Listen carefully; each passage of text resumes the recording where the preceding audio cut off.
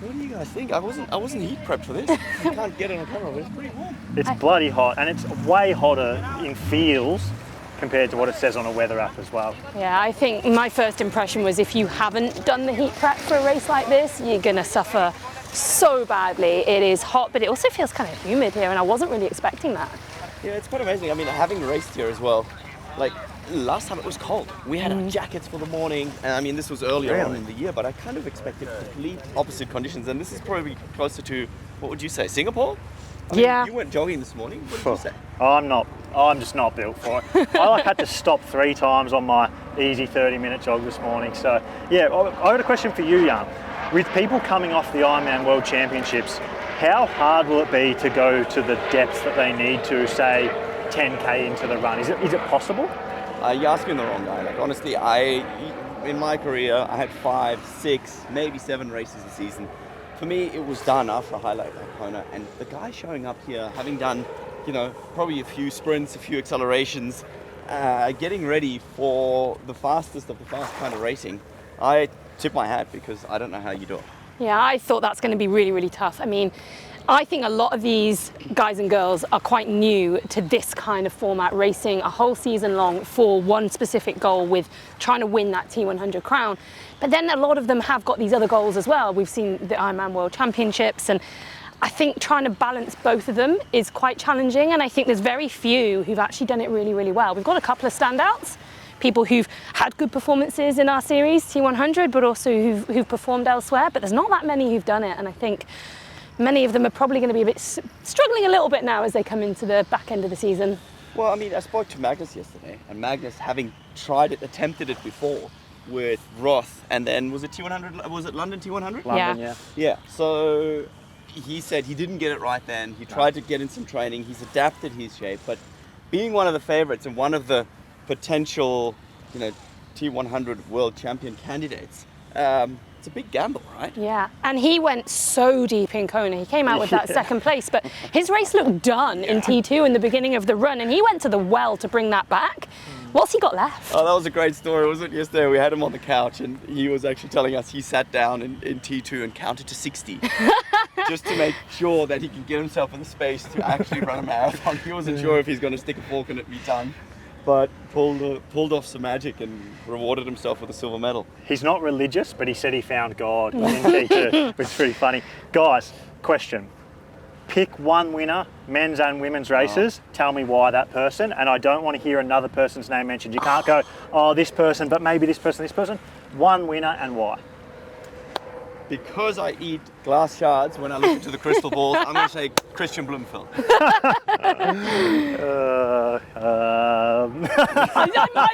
was waiting to hear if there was more coming, but it doesn't seem there is, so I might have to. I can't do predictions. Honestly, that's what I love about racing. Like, we're here to race, roll the dice, let's go.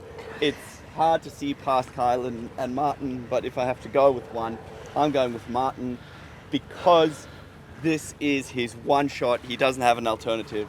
And then I'm going with Taylor simply because she's built that aura. And I think a lot of athletes today do not believe that tomorrow they've got a chance against her. And that's half the rent paid. Yeah. What about you, Vicky? So, part of me wants to massively agree with Jan, but to give us something a little bit different, I will.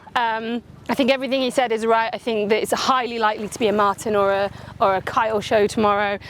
I think maybe we're going to go with Kyle because Kyle has had the last 2 races off, but he's prepared specifically for this race. He hasn't been racing tons all season. He says he's in the best shape he's been in all year. Maybe this weekend is the day he's going to have his first win. So let's go with Kyle. And then on the women's side, again, it's how do you look past Taylor? But maybe her season's been a little bit too long.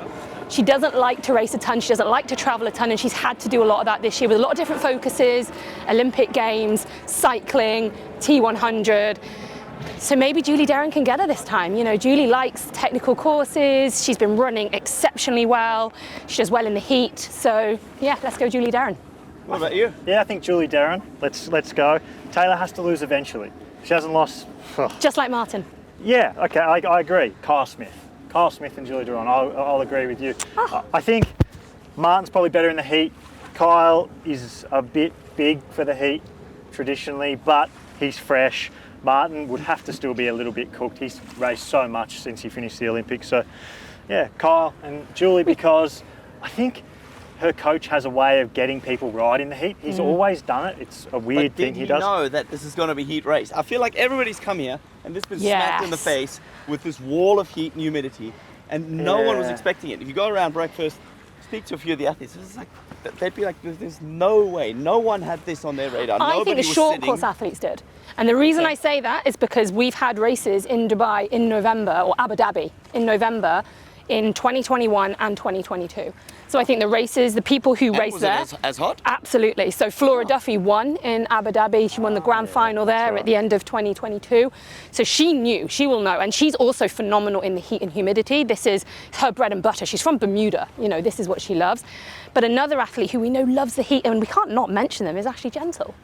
I mean, these are her conditions. And she also raced so well off the back of a relatively poor performance in San Francisco, the way she came back in London. You know, she might have a little bit of a monkey on the back at the moment, maybe people writing her off a little bit with this rise of Taylor and how well she's been doing. Maybe that's going to fuel her to something a bit special this weekend too.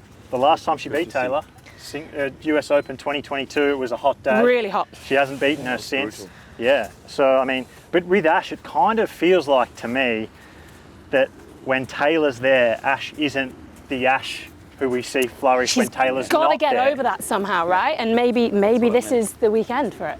Yeah, indeed. I mean, she did everything right. We're going to Noosa, which is her kind of a home race. She's won that 10 times. The community embraces her, and I think she flourishes on good energy and good vibes, and that's what she went to pick up. And you know. And I think not going to Vegas was smart for her. I think, yes, she could have maybe improved by a couple of points here or there, but I think going away, spending her time back in Australia, like you said, racing Noosa, getting her millionth win there, and just getting some really good training in, I think that's going to be what, if anything's going to make the difference, that's what's going to make the difference. She was also training in Brisbane while she was home, and it was like it was crazy hot. It was brutally hot. So hotter than what it is here, I would say even. Again, so she's prepared in the perfect conditions. I haven't seen her, when she's been hanging out, I haven't seen her not wearing jeans. Like everyone else I've been seeing in singlet and shorts, exactly like what you're wearing. She's been cold walking around in jeans. That's how hot it's been in Brisbane. So maybe, but can she ride well enough? Like she made up 5.5 minutes on Lucy Charles Barclay in Singapore, ended up beating her by 7 minutes. But can she ride well enough that she's, you know, within the time she needs to be into T2 behind Taylor? The dynamics of this bike course are interesting because there aren't massively long stretches for someone like Taylor to put the time in, and we know that's where She's not good technically. So Taylor's real strength is those. I wasn't going to go that far. She listens to this. I was just going to say that her biggest strength is the strengths. She is. But you know that she's gone away and hired a coach just to work on her technical ability because she's acknowledged that it is the weakness in her bike game. I mean, we're talking about Taylor having a weakness. I mean, she's been so dominant, but you're right, and that is fantastic. She's gone, I'm not perfect. This isn't perfect yet. I can make it better. Let's go and work on that. Although at Vegas, she was actually, Ibiza, she was not good on the technical sections. Indy Lee was getting a lot of time back into her, and then Vegas, she was actually really good. So yeah, maybe it's working off, and it's not like it's a magic formula. Something like cornering is something you can get good at, better at, fairly quickly if you're actively working on it. And the confidence, you've got to have the confidence to take the corners as your bike can handle, as you can handle. And if you don't have that confidence, that's when you become scuppered. Yeah, again, sign of a champion, where you think about, you know, an athlete kind of being at the top of their game and reinventing themselves at the same time. I think we've got the mark of a champion here. I think it'll be the factor in the women's race. If Taylor handles the technical sections well, I think she wins. If she's a little slow in them all day, I think it opens the door for Julie. Because you put them out on a straight highway, Taylor Nibb's not getting beaten, whether it's 40 degrees or 10 degrees, I don't think. But yeah, those technical sections, you wouldn't really think about it when you're previewing the race, but I think it's going to be like the big decisive factor for the women. And I guess how hot it is to a degree at the back end of the run. You bring the popcorn, you bring the tea, I'll bring the coffee. Let's go watch it. Can't wait.